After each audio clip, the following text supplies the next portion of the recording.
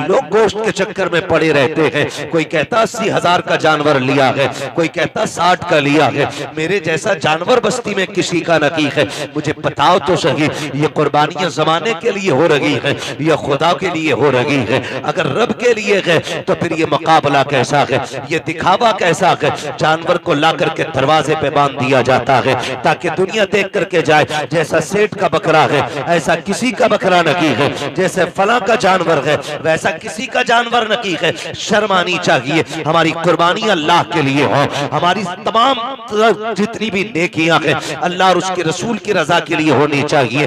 कुर्बानी क्या है? क्या सिर्फ गोश्त के लिए कुर्बानी की जाती है या सिर्फ गर्दनें काटी जाती है? गौर करो प्यारे, पूरी कुर्बानी ये किसी रिश्ते की याद दिलाती है। इतनी आसानी से सिर्फ कुर्बानी कह के नहीं गुजरा जा सकता है। आप देखो तो सही तारीख का ये बाप पलटो, लोग हज करने के लिए जाते हैं, सफा मरवा की सही, ये माँ बाप की और औलाद के रिश्ते की याद दहानी है। आप देखिए जमजम आप पिएंगे तब भी तुम्हें माँ और बेटे का रिश्ता दिखाई देगा। आप जाएंगे जब शैतान को कंकर मारेंगे वहां भी तुम्हें बाप बेटे का रिश्ता दिखाई देगा। जब गर्दन पे छुरी चलाते हो जानवर की, गौर से देखना वहां भी बेटे का बाप का रिश्ता नजर आएगा। ये रिश्ता कितना अजीम है रब की बारगाह में। आप गौर तो करो प्यारे, आज हम ये समझ लेते हैं क्या किया दुनिया के बाप पालते हैं, हमारे बाप ने पाला तो कौन सा बड़ा काम कर दिया। हम नादान हैं, गलत कह रहे हैं इस बात को। उनसे पूछो जिनके पास बाप का साया नहीं है। जमीन कितनी तंग नजर आती है, खुशियां कितनी महदूद हो जाती है जब सर से बाप का साया चला जाता है। खुदा की कसम, अगर बाप होता है तो पता नहीं चलता जवानी कब आ गई है, और अगर बाप चला जाता है तो फिर जवानी मुश्किल से मैसर हुआ करती है। जिस उम्र में बस्ते और किताबें होनी चाहिए उस उम्र में हाथों में औजार आ जाते हैं, मैकेनिक बना दिया जाता है, होटलों के बर्तन आ जाया करते हैं। माँ बाप का न होना जिंदगी को तबाह बर्बाद कर देता है। अल्लाह ने माँ बाप जैसी दौलत दी है, नौजवानों उनकी इज्जत करना, उनकी खिदमत करना। जब तक माँ बाप होते हैं ये समझ लेना खुदा की रहमतें नाजिल होती रहती हैं। मैं तारीख का ये बाप पलटना चाहता हूँ। आप तारीख उठा करके देखिए, अल्लाह के खलील हजरत इब्राहिम अलैहिस्सलातु व तस्लीम, हजरत इब्राहिम की आप जिंदगी पढ़िए। आपने पूरी जिंदगी रब की बारगाह में इम्तिहानात पेश किए, क्यों ना करते? क्योंकि खलील है, अल्लाह के दोस्त हैं, कुर्बानियां पेश कर रहे हैं, इम्तिहानात की मनाजिल से गुजरते जा रहे हैं।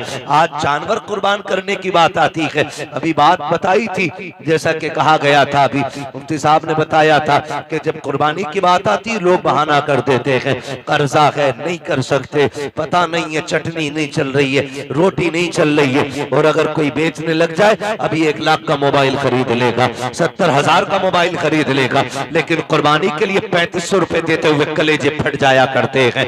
तुम्हें सोचना चाहिए, कुर्बानी अल्लाह की बारगाह में बहुत बड़ी इबादत है। फरमाया गया कुर्बानी के दिनों में कुर्बानी से बड़ी कोई इबादत नहीं है। अगर कुर्बानी की जगह पे आप एक सोने का ढेर भी अल्लाह की राह में खर्च कर दो तब भी अल्लाह उतना राजी नहीं होता है जितना तुम्हारी कुर्बानी से अल्लाह राजी हुआ करता है। इसमें बहाने न बनाया करें, इसमें आप हिले तलाश करके ना निकला करें। तारीख का ये बाप पलटिए, शुक्र अदा करें अल्लाह ने जानवर की कुर्बानी मांगी है। अगर बेटे की कुर्बानी मांग लेता तो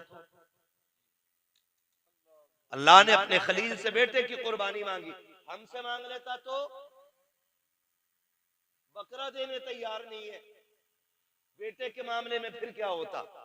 वो करीम है, उसने इब्राहिम खलीलुल्लाह की सुन्नत को जिंदा करने के लिए हमसे जानवर की कुर्बानी मांगी, जानवर की कुर्बानी जिंदा मांगी, जानवर की कुर्बानी मांगी है। और आप इस बात पे भी गौर करें, इस बात पे भी गौर करें, अगर आप मुसलमान हैं तो आपको आजमाया जाएगा। कहते हैं यार मुसलमान है और हम पे मुसीबतें आ रही हैं। हाँ हाँ, आप मुसलमान हैं तो आप ही को आजमाया जाएगा। वो कहा था किसी ने, शहादत गए उल्फत में कदम रखना है। लोग आसान समझते हैं मुसलमान होना, जब आपने कहा है ना ला इलाहा इल्लल्लाह तो फिर अब इम्तिहान से भी गुजरना पड़ेगा, आपको इम्तिहान देना पड़ेगा। और आप ही नहीं, सबने इम्तिहान आती है। मेरे नबी फरमाते सबसे ज्यादा मुझे आजमाया गया है, सबसे बड़े बड़े इम्तिहानात मेरे रखे, मेरे महबूब के सबसे बड़े इम्तिहानात रहे। लेकिन हुजूर ने इम्तिहानों में क्या किया? तारीख गवाह है, किसी ने पत्थर मारे, मेरे हुजूर ने बदले में पत्थर नहीं मारा। किसी ने सितम किए तो हुजूर ने बद्दुआ नहीं की, मक्के से निकाले गए, लेकिन हुजूर ने कभी बद्दुआ के लिए हाथ नहीं उठाए। यहां तक कि ताइफ में पत्थर लगे, हुजूर के हाथ उठ गए। हाल क्या था? जूतियां खून से भरी हैं, बदन कपड़े खून से शराबोर है, चेहरे से खून बह रहा है, लेकिन हाथ उठे तो यही कहा था, मालिक इन्हें अजाब न देना, इन्हें बख्श दे, मालिक इन्हीं की नस्ल से दीन के अलमबरदार पैदा फरमा दे।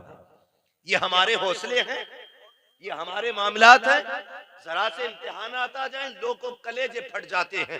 हम मुसलमान हैं, हम पे ये सितम हो रहा है, हम मुसलमान हैं, हम सताए जा रहे हैं, कहाँ है अल्लाह की मदद नहीं आती, कब आएगी अल्लाह की मदद? ओ भाई, इम्तिहान की घड़ियां हैं, इनको जरा संभल के पार करना है। जो इम्तिहान में पार हो जाता है, इम्तिहान पास कर जाता है, समझ लेना दुनिया भी कामयाब है, आखिरत भी कामयाब है। कैसे कैसे आजमाया जाता है, यही अल्लाह के खलील है।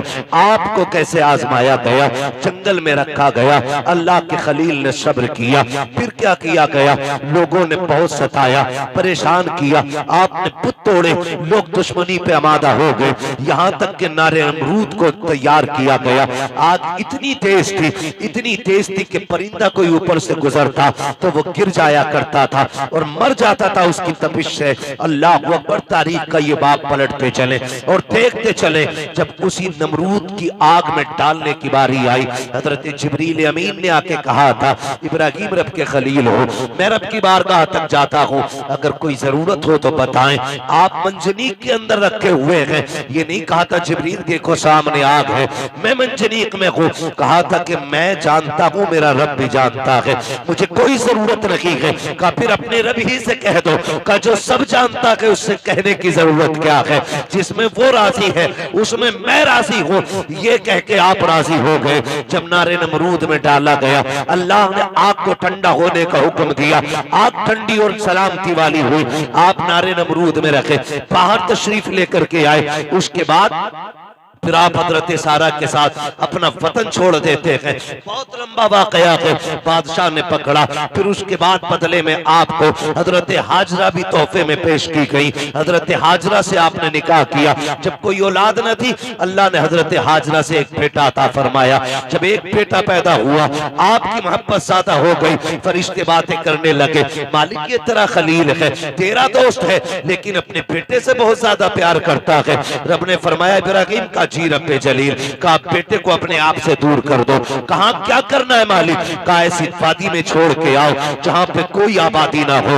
हजरत इब्राहिम खलीलुल्लाह ने बेटे को लिया, आज वहां लेकर के आए जहां आज काबा मौजूद है, उस जमीन पे बीवी बच्चे को लेकर के आए। तारीख का ये बाप बड़े सुनहरे अल्फाज में लिखा हुआ है, बहुत गौर से सुनना प्यारे, और जाकर के बहन बेटियों को भी ये बाप सुनाना। हजरत इब्राहिम खलीलुल्लाह जब उस जंगल में आए जहां पे दरख्त का साया तक नहीं था, हरियाली तक नहीं थी, काले पत्थरों की पहाड़ियां हैं, दूर दराज तक कोई नहीं है। अल्लाह के खलील ने बीवी बच्चे को जब छोड़ा है और छोड़ के जाने लगे हैं, हजरत हाजरा ने दामन पकड़ा, साथ चलने लगी है। मुअर्रिखीन ने लिखा है 3 मील तक दामन पकड़ के हजरत हाजरा चली है और ये पूछती जा रही थी, अल्लाह के खलील बताते तो जाओ, क्यों छोड़ के जा रहे हो? कोई खता हो गई है, बताओ तो सही, क्यों छोड़ के जा रहे हो? क्या बात है? अपनी मर्जी से छोड़ के जा रहे हो या रब के कहने से छोड़ के जा रहे हो? ये हजरत हाजरा कहते कहते 3 मील तक दौड़ी है। तारीख गवाह है, खुदा की कसम, एक जुमला भी हजरत हाजरा ने नाशुक्री का नहीं कहा था। आज शौहर अगर बीवी के पसंद के कपड़े न लाता है तो फिर बीवियां बिगड़ जाया करती हैं, कहती तुम्हारे घर में सुकून नहीं मिला है, जब से तुम्हारे घर में आई हो मुझे मिला कि क्या है, इस तरह के ताने दिया करती हैं। ए मेरी बेटी, मेरी बहन, कान खोल के सुन लेना, तेरी जन्नत तेरे शौहर के कदमों में रखी गई है। तू लाख सजदे कर ले, लाख नवाफिल पढ़ ले, अगर तेरा शौहर तुझसे नाराज है, तो खैरियत नहीं है। अगर तेरा शोहर 2 पैसे की चीज लेके आता है, उससे चेहरा बिगाड़ के बात ना कर, उसका मुस्कुरा के इस्तेमाल करना। तू नहीं जानती है कि तेरे शौक तो इतने हैं कि शोहर की कमाई उतनी नहीं है। लंबी लंबी लिस्टें बना के दी जाती है, मुझे 7,000 का जोड़ा चाहिए, 8,000 का जोड़ा चाहिए। मेरी बहन तो कनीज़े फातिमा ज़हरा है, तेरे लिए जन्नत में महल्लात तैयार किए गए हैं, जन्नत में जन्नती लिबास तेरे लिए है। फकत इतना करना है, तुझे अपने शोहर की रजा में राजी रहना है। तू कौन है, तेरी औकात क्या है? ना तू वली की बेटी है, ना तू नबी की बेटी है, ना तू नबी की बीवी है, ना तू वली की बीवी है। तारीख का ये बाप पलट के तो देखो, हजरत हाजरा को अल्लाह का खलील छोड़ के जा रहा है, जंगल में छोड़ के जा रहे हैं। कोई दरख्त नहीं है, कोई साया नहीं है, जंगल की जंगल है। 3 मील तक दौड़ी है, दामन पकड़ के दौड़ के कहा था, खलील ये तो बता के जाओ क्यों छोड़ के जा रहे हो? इतनी सी खजूरें, इतना सा पानी, ये किसके सहारे है? अल्लाह के खलील की आप तारीख पढ़िएगा, आग में डाले गए हैं, अल्लाह के खलील नहीं रोए हैं, वतन छोड़ा है नहीं रोए हैं, नमरूद की फौज ने पीछा किया है नहीं रोए हैं। लेकिन जब बेटे को जंगल में छोड़ के जा रहे हैं, लोग कह दिया करते हैं मेरे बाप का रिश्ता की क्या है, मेरा बाप मुझसे प्यार नहीं करता है। गैरत आनी चाहिए। खुदा की कसम, वो खलील जो नमरूद की आग से लग के नहीं रोया, वो खलील जो आग में डाला गया तब आंसू नहीं आए, दुश्मनों ने पीछा किया तब नहीं रोया। लेकिन आज जब बेटे को छोड़ के जा रहे हैं, आंख से आंसू टप टप गिरते जा रहे हैं। शरीक हयात ने कहा था, अल्लाह के खलील बताते तो जाओ, इस जंगल में क्यों छोड़ के जा रहे हो? अच्छा ये बताओ, अपनी मर्जी से छोड़ रहे हो या रब ने हुक्म दिया है? इतना सुनना था। अल्लाह के खलील ने कहा था, हाजरा प्यारी सौजा बता तो सके, अगर रब ने किसी को ऐसा बेटा दिया हो और वो भी कोई शुरू उम्र का ना हो, 70 साल की उम्र में मिला हो, और यूं ही नहीं जिसको दुआओं में मांगा हो, सजदों में रो के मांगा हो, तब जाके इस्माइल सा बेटा मिला हो, क्या ऐसे बेटे को कोई जंगल में छोड़ जाएगा? अपनी मर्जी से छोड़ के जाएगा? कहा हाजरा ये अपनी मर्जी से छोड़ के नहीं जा रहा हूं, बल्कि अपने रब के कहने से छोड़ के जा रहा हूं। हजरत हाजरा ने इतना सुना, तवक्कुल अल्लाह देखिए, अल्लाह पे भरोसा देखिए, इतना सुनना था, दामन छोड़ा, मुस्कुरा के कहती है खलील पे ठहरो, ये पानी भी ले जाओ, खजूरें भी ले जाओ। कहा क्या करोगी? कहा जिस रब की मर्जी से छोड़ के जा रहे हो वही रब खाना भी दे देगा, पानी भी दे देगा। इसे तवक्कुल अल्लाह कहते हैं। क्या बात है। नारे तकबीर, नारे रिसालत, मसलके आला हजरत खतीब अहले सुन्नत मुफ्ती हम्माद रजा मुरादाबादी। नारे तकबीर। ये रिश्ता होता है माँ बाप का, इसे समझने की कोशिश करें। जो खलील नारे नमरूद से न रोया, वो बेटे की जुदाई पे रो दिया, वो बेटे को छोड़ते वक्त रो दिया। सोच तो सही, कैसे कह देते हो मेरा बाप प्यार नहीं करता? खुदा की कसम खा के कहता हूँ, मंडी चले जाओ, मार्केट चले जाओ, जितने मजदूर थैले हाथ में लेके खड़े होते हैं ना, उनसे पूछना इस उम्र में क्या जरूरत थी इतनी गर्मी में काम करने की? सिर्फ यही कहेगा, बच्चों का पेट है, बच्चों के लिए आया हूं। बच्चों की जरूरतें माँ बाप को मौत तक ले जाती हैं, और औलाद कहती है क्या किया है मेरे बाप ने, क्या किया है मेरे बाप ने? खुदा की कसम, अगर तेरे हलक में हराम का लुकमा नहीं जाने दिया है तो सबसे बड़ा एहसान किया है तेरे बाप ने, बहुत बड़ा एहसान किया। और मैं ज्यादातर नौजवान बेटे आपसे गुजारिश कर जाऊं, आप ही के रामपुर से एक दिन फोन आया, कहा गया कि मौलाना हमारे अब्बा को समझाइए। मैंने कहा बात क्या? उसने कहा रिश्ते नहीं हो रहे हमारे।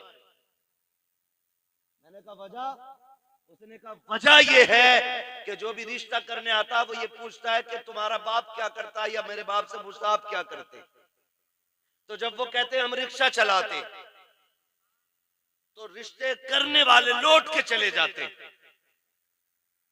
तो उसने कहा हमें गैरत आ रही है, हमारा बाप रिक्शा चला रहा है।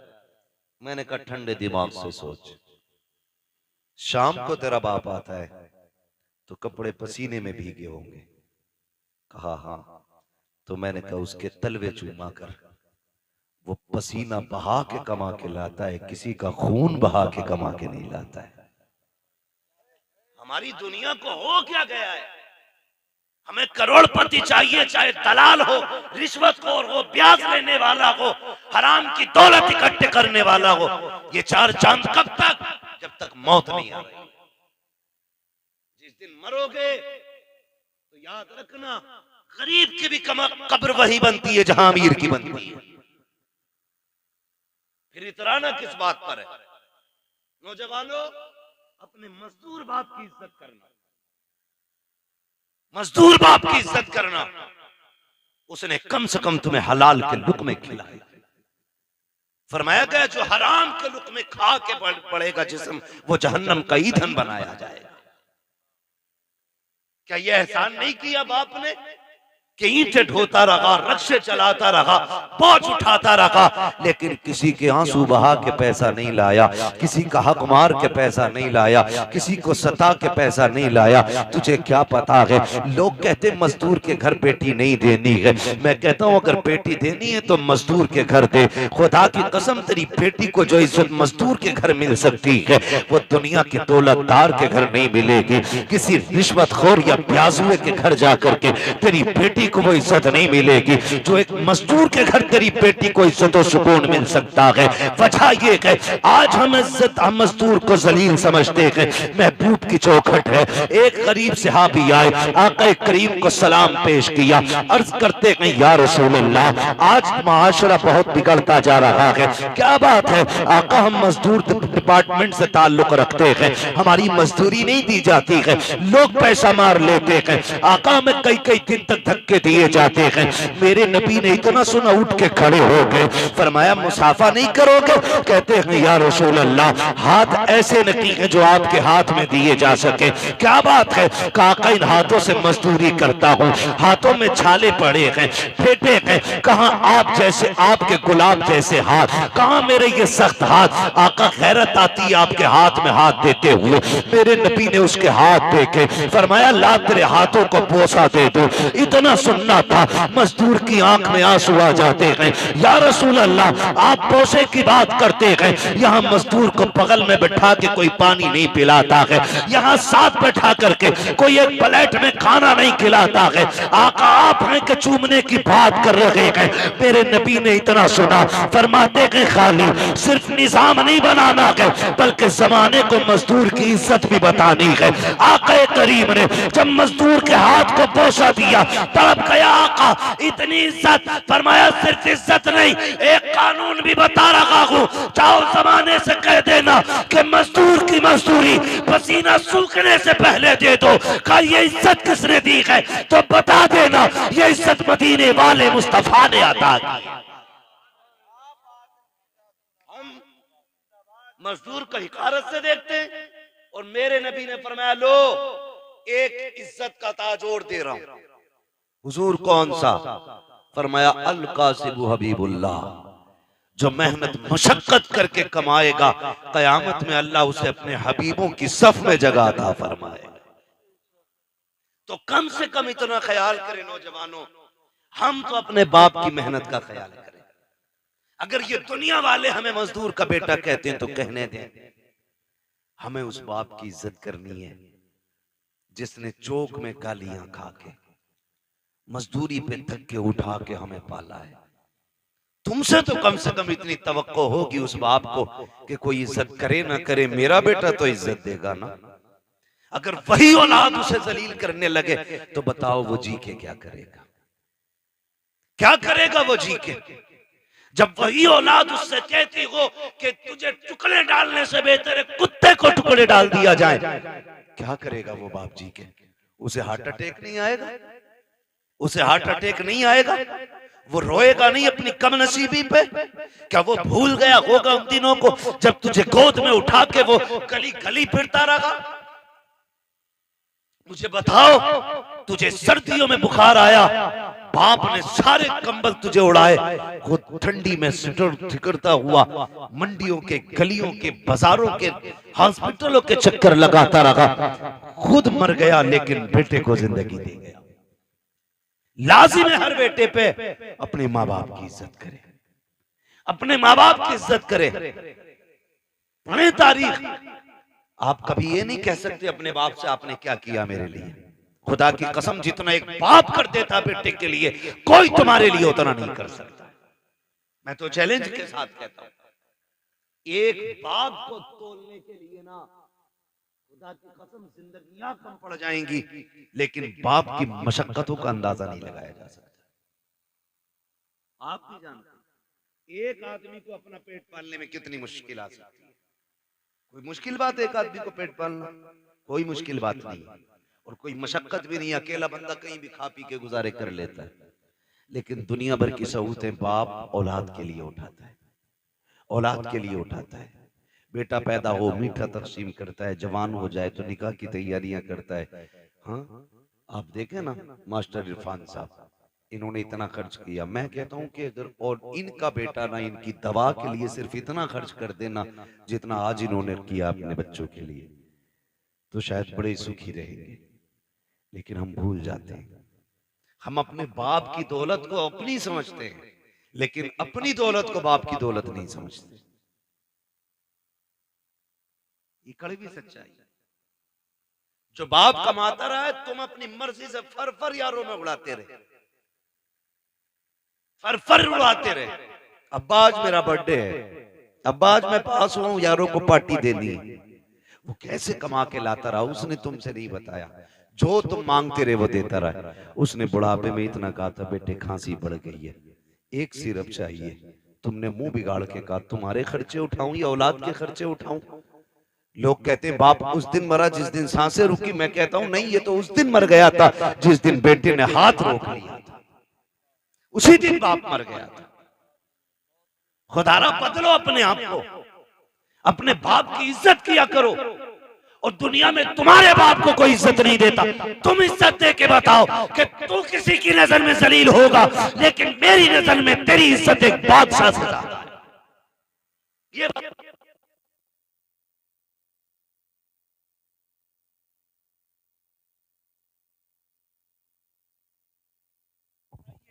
कम से कम में आके तुम्हारी मोहब्बत की वजह से उसकी थकन उतर जाए, ये कोशिश किया।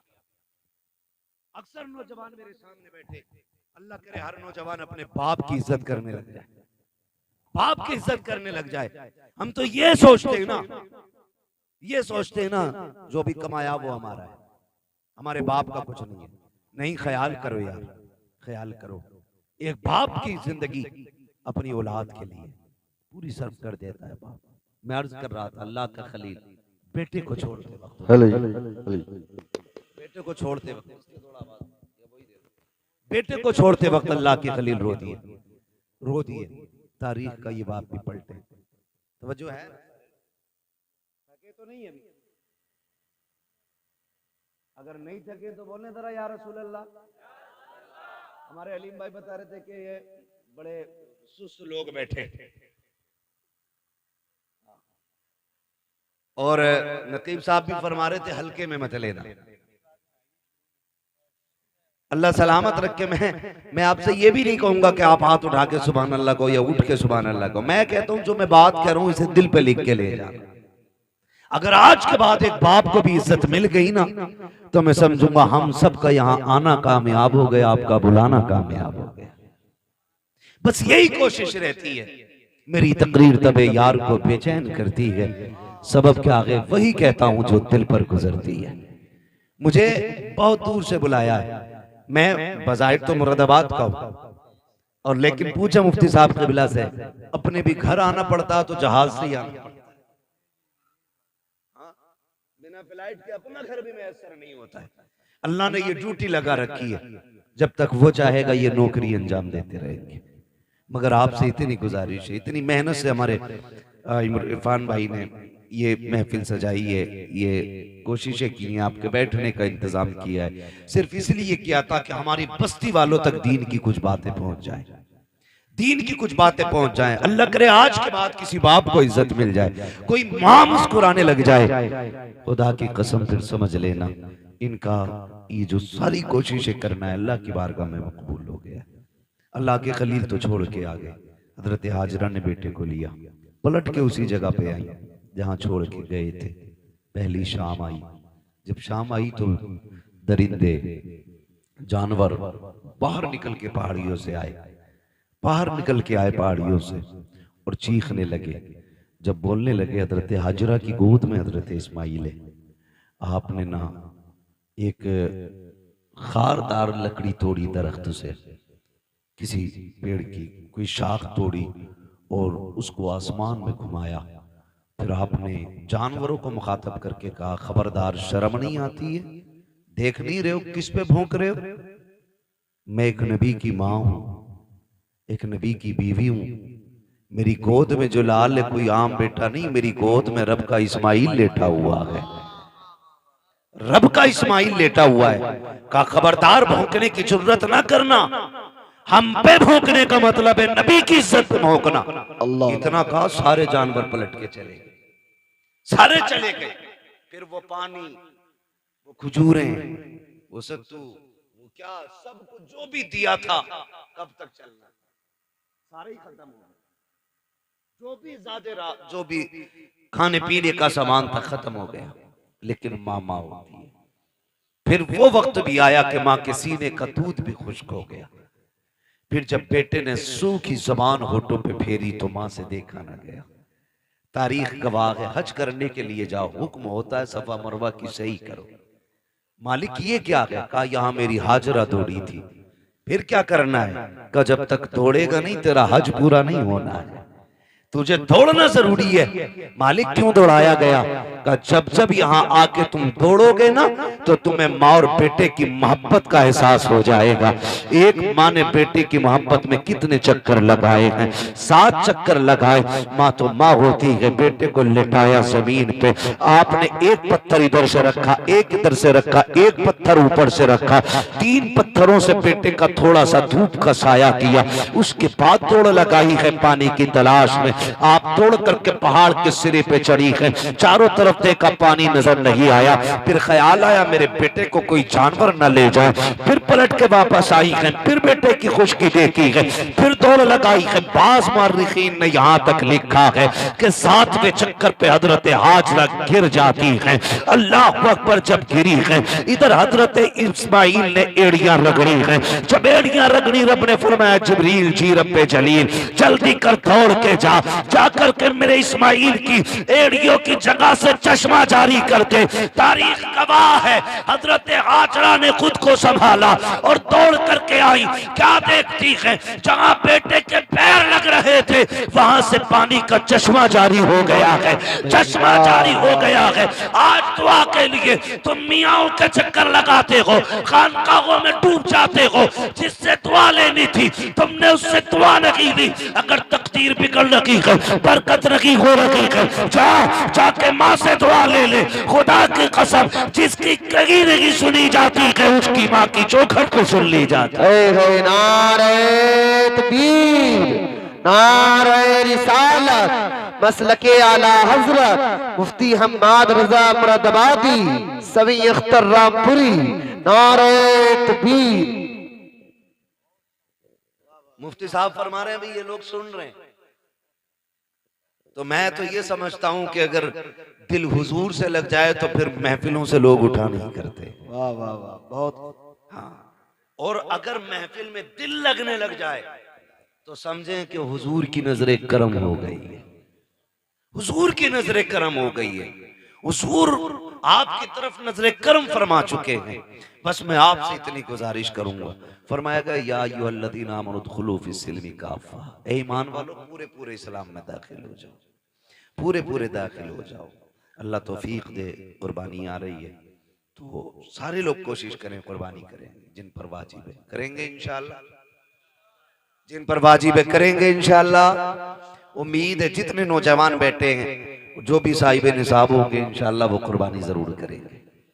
हाँ, अल्लाह ताला हमें अपनी सच्ची मोहब्बत अता फरमाए। और थोड़ा सा ख्याल करें, एक पैगाम आखिर में चलते चलते मैं ये भी दे दूं मेरे भाई, कोशिश ये करनी है, कुर्बानी अक्सर और बेशतर हम लोगों के यहाँ होती है। होता क्या है कि हम अक्सर उनके घर गोश्त भेजते हैं जिनके घर से हमारे घर गोश्त आता है ना?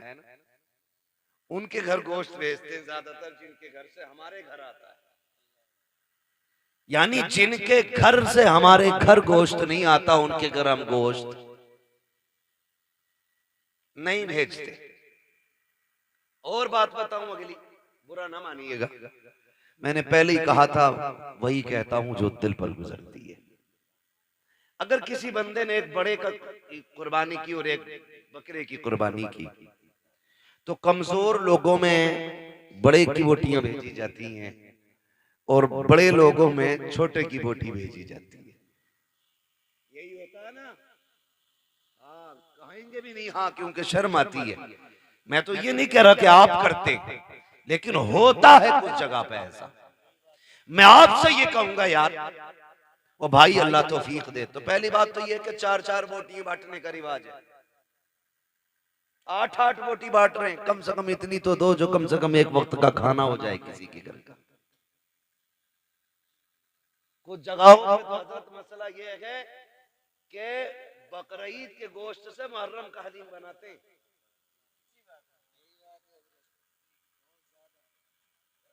ये कंडीशन हमारी कौम की है। कुर्बानी के बाद ऐसा फ्रिज में पैक करते हैं कि मुहर्रम की 9 तारीख को ही निकलता। बड़े सनीचर लोग हैं भाई। डॉक्टरों से पूछो तो गोश्त जितना बासी होता जाएगा ना, उतनी बीमारियां उसमें बढ़ती चली जाती हैं, और दही जितना बासी होता जाएगा उतना मुफीद होता जाता है। कई बार तो खा खा के लोग बीमार हो जाते हैं। मैं तो कहता हूं कुर्बानी की बरकत है, वरना लोग मर जाएंगे इसे खा के। कितना वक्त रह जाता है कुर्बानी से मुहर्रम तक का? 1 महीना ना, 30 दिन कुछ थोड़ा थोड़ा निकाल के खाते रहते हैं। अल्लाह पे भरोसा रखो यार, जो आज दे रहा है वही आपको कल भी देगा। बोलो देगा क्या नहीं? अच्छा, आपने देखा होगा कि ये जो परिंदे उड़ते हैं रोज सुबह सुबह, शाम को जब आते हैं, कुछ बचा के लाते हैं या खाली खा के आ जाते हैं? क्या करके आते हैं? बोल सकते हैं तो बोले सर, अल्लाह ने ज़बान दी है तो। खा के आ जाते हैं ना, रख के तो नहीं लाते। अगले दिन फिर उड़ते हैं, फिर खा के आते हैं। और ताज्जुब की बात यह है कि भूखे जाते हैं और पेट भर के वापस आते हैं। इनका कोई खेत है, बिजनेस, मंडी, अच्छा इतनी तपिश, इतनी गर्मी है अभी कि हर जगह पानी भी मैसर नहीं है। आदमी को 24 घंटे पानी ना मिले पागल हो जाए। जंगलों में पानी नहीं, लेकिन परिंदे फिर भी जिंदा हैं। फिर वो जिंदा कैसे? पानी कौन देता है? अल्लाह देता है ना। वो रोज खा के उड़ के आ जाते हैं, छोड़ के नहीं आते, क्योंकि उनका भरोसा ये है कि हमें रब देने वाला है। क्या बात है, बहुत अच्छा है। रब देने वाला है। जानवरों का भरोसा अल्लाह पर है। इंसान 1 महीने के लिए रख के पड़ा। ये तो कुर्बानी का है, लोगों ने जन्नत का उठा के रखना शुरू कर दिया था, वो अल्लाह ने वो बंद कर दिया था। आपको अल्लाह ने अगर दिया है तो फ्रिज में ना भर। कितने ऐसे लोग आज भी हमारे मुआशरे में हैं जिन्हें साल साल भर गोश्त खाने तक की तौफीक नहीं होती। वजह इतनी ये है, कंजूस नहीं है, कमजोर लोग हैं, मजदूर लोग हैं, महंगाई ने कमर तोड़ दी है। किसी के आगे बेटियां जवान हैं, किसी के घर में बेटे परेशान है, किसी को बीमारी ने घेर रखा है, कोई मुसीबत में है, कोई आजमाइशों में है, कोई बीमारियों में है। इस वजह से कितने लोग गोश्त नहीं खा पाते हैं। अल्लाह ने तुझे तौफीक दी है। ओ यार, अगर तूने बकरे की कुर्बानी की है, अमीर तो 8वें दिन 10वें दिन बकरा खा ही लेता है। कभी उस गरीब के घर भी बकरे का गोश्त भेज दिया करो। जिसके बच्चे बाप से कहते हैं अब्बा बकरे का गोश्त हमने नहीं खाया है, कभी हमको भी बकरे का गोश्त खिलाया जाए। कई बार मजदूर गरीब मंडी गया है, कई बार दुकान जाकर के लौट आया है, कहा बेटे गया तो था 700-800 का रेट था, इतनी तो तेरे बाप की मजदूरी भी नहीं है, जितने का गोश्त था।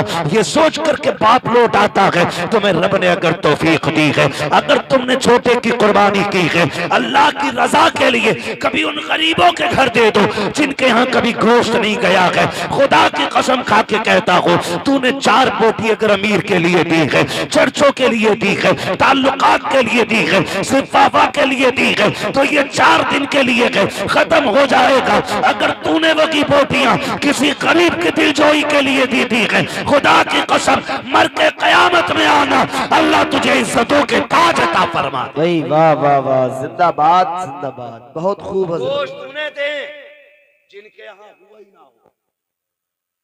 कई बार ऐसा होता है जिनके घर कुर्बानी हुई है 2 क्विंटल में से 50 किलो इसके घर रखा,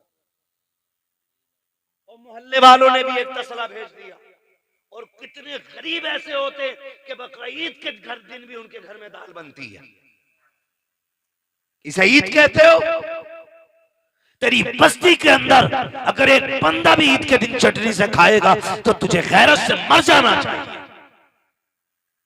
अल्लाह तौफीक दे तो ये गरीबों में तकसीम करे। आपके घर के होते हुए किसी घर में दाल या चटनी नहीं, आज ये रब की दावत का दिन है, रब की दावत का दिन है। हर घर में गोश्त की खुशबू आनी चाहिए, हर घर में तकसीम करें। और याद रखिए जो अल्लाह के लिए करता है फिर अल्लाह कभी उसको गिरने नहीं देता है, गिरने नहीं देता है। और वो लोग बेवकूफ हैं जो उठा के रखते हैं। जब बर्तन खाली होता तभी नया भरा जाता है, जब पहले से भरा होता तो फिर उसमें जगह ही नहीं होती, वो भरेगा कहां से? आप खाली करते रहो, मेरा रब तुम्हारे बर्तनों को भरता रहेगा। जो खर्च करना नहीं जानते उन्हें कमाइयों का भी तरीका नहीं आता है। कमाई का भी तरीका उन्हीं को आता है जो खर्च करना जानते हैं। आप अपनी कमाई में गरीबों का हिस्सा रखें। कुर्बानी आ रही है, सारे लोग कुर्बानी करें। अल्लाह तौफीक दे, अपने बच्चों को दीन की तालीम दे। जिस तरह हमारे इरफान भाई ने अपने बेटों के अकीक़े की खुशी में, बेटियों की खुशी में माशाअल्लाह खुश नसीब है, फरमाया गया अल्लाह जिसे 3 बेटियां दे और वो पाल पोस के उन्हें इज्जत से रुखसत कर ले, हुजूर ने फरमाया वो बंदा जन्नती होता है, वो बंदा जन्नती होता है। और फिर अल्लाह ने 3 बेटियां दी हैं, मुज्दा मुकम्मल है। यहाँ तक कि 2 बेटियों के लिए भी खुशखबरी है, 1 बेटी वाले के लिए भी खुशखबरी है। लेकिन सबसे पहले 3 का तज़किरा आया था। अल्लाह ने 3 बेटियां दी हैं, 1 बेटा दिया है। अल्लाह आपको भी बेटी बेटा देना। तो मैं तो ये कहता हूँ कि बेटी पे भी उतनी खुशी किया करो जितने बेटे की पैदाइश पे खुशी करते हो। इसलिए कि याद रखना कभी कभी बेटे वो काम नहीं करते जो बेटियां काम कर जाया करती हैं। और बेटियों की मोहब्बत बाप से हमेशा जुदा होती है। बेटी के प्यार को बेटों का प्यार नहीं लगा करता है। आप भी जानते होंगे आपसे जितनी मोहब्बत आपकी बेटी करती है उतना आपका बेटा नहीं करता होगा। इसलिए कि बेटियां तड़प जाती हैं बाप के बगैर, पूरी जिंदगी वो सिर्फ बाप के चेहरे की मोहताज रहती हैं। और फिर अल्लाह ने बेटी की मोहब्बत भी बाप के दिल में कैसी डाली है। मेरे नबी ने खातून जन्नत को सीने से लगा के कहा था मेरी फातिमा मेरे जिगर का टुकड़ा है। जिस दिन मेरे नबी ने कहा मेरी फातिमा मेरे जिगर का टुकड़ा है, उस दिन से आप जाकर के मंडी में देखो सफेद बालों वाला रक्षा चला रहा होगा, कमर झुकी है लेकिन मजदूरी कर रहा होगा। क्या बात है चाचा, क्यों मजदूरी कर रहे हो? का बेटी को रुखसत करना है। ये बाप तो कत्ल कर देता था, ये बाप तो दफन कर देता था इस बेटी को। आज इस बेटे बाप के दिल में बेटी का प्यार कितना आ गया है। खुदा की कसम बुढ़ापे में मजदूरी कर रहा है ताकि बेटी को इज्जत से रुखसत कर सके। और जब घर आता है ना तो सारी थकन बेटी का चेहरा देख के उतर जाया करती है। ये प्यार अल्लाह ने बेटियों का दिल में जिंदा रखा है, ये कायम किया है। जब बेटी शुरू शुरू में पैदा होती है तो बाप को बोझ लगती है, जैसे जैसे जैसे दिन बढ़ते जाते हैं वैसी वैसी बेटी की मोहब्बत के दिल में चिराग रोशन होते चले जाते हैं। फिर यही बेटी जब रुखसत होती है तो बाप किसी की मैयत पे इतना नहीं रोता जितना बेटी की रुखसती पर रोया करता है। ये प्यार किसने पैदा किया है? ये रब ने पैदा किया है। अल्लाह बेटा दे तब भी खुशी मनाओ, बेटी दे तब भी खुशी मनाओ, इसलिए कि बेटा नेमत होता है, बेटियां खुदा की रहमत हुआ करती है। नेमत का हिसाब दोगे, रहमत का हिसाब नहीं होगा। और फरमाया गया कि बेटियां बाप के लिए जहन्नम की और बाप के दरमियान दीवार होती है। जिनको बेटियां रब ने दी है, सिर्फ बेटी नहीं दी गई है बल्कि उसे जन्नत का परवाना दे दिया गया। अल्लाह हमें बेटियों की इज्जत करने की तौफीक अता फरमाए, बेटियों से प्यार करने की तौफीक अता फरमाए। हम अपने बेटे बेटियों की खुशी में इसी तरह की महफिलें बात करते रहें। बस जो हुए गलत उनको माफ फरमाए रब्बे कायनात। जिंदगी ने दिया साथ, फिर होगी मुलाकात, चमन रहा फूल खिलेंगे, जिंदगी रही फिर मिलेंगे। मुसाफिर हम भी, मुसाफिर हो तुम भी, किसी मोड़ पर फिर मुलाकात होगी। फकीरान आए सदा कर चले, सदा खुश रहो ये दुआ कर चले। सारे लोग कलमा शरीफ पढ़ लीजिए, ला इलाहा इल्लल्लाहु मुहम्मद रसूलुल्लाह। मेरी सारी बातें याद रखेंगे, माँ बाप की इज्जत करेंगे इंशाल्लाह। सारे बोले इंशाल्लाह और जोर से। अपनी जिंदगी में अपने बाप को दुख नहीं होने देना है। कोई हमारे बाप को इज्जत दे ना दे, हम अपने बाप को इज्जत देंगे। दुनिया कितना भी नीचा समझे लेकिन हम अपने बाप को यह एहसास दिलाएंगे कि हम अपने बाप को एक बादशाह से ज्यादा इज्जत देते हैं। हमारी जिंदगी में हमारे बाप का वो वकार है जो बादशाह का वकार रियाया की नजर में होता, ये हमें एहसास दिलाना है और अपने बाप की खिदमत करनी है। अगर उनकी जिंदगी आपको मिल गई है तो आप खुशनसीब होंगे अगर उनकी खिदमत करके जन्नती हो जाएं। आपकी कमाई अगर बाप पे लग रही है तो आप नसीब वाले हैं। किसी की कमाई कुत्तों पे लगती है, किसी की कमाई मुकदमों में लगती है, किसी की कमाई झगड़ों में लगती है, किसी की कमाई बीमारियों में लग जाती है। नसीब वाले हैं जिनकी कमाई माँ बाप के काम आ जाया करती है।